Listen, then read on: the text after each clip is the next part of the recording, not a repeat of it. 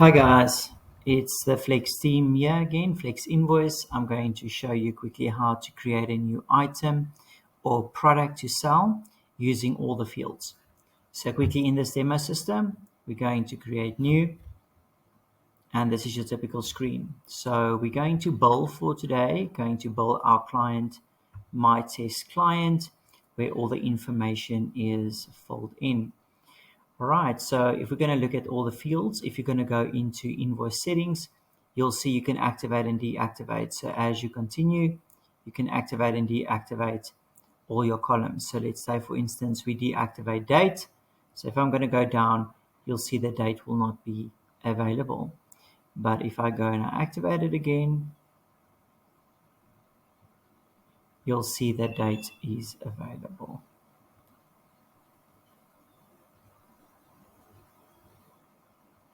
Right. So just on that, let's for this demo add that quickly. All right, great. So we're going to look at reference. I'm just going to use a test reference for this demo.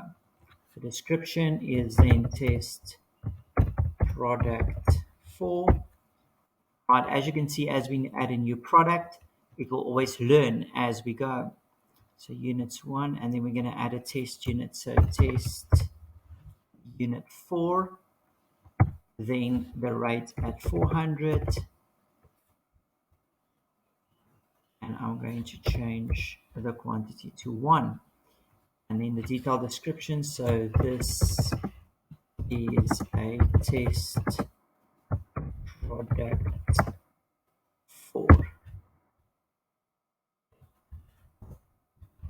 description. All right, so for this we're just going to save this invoice.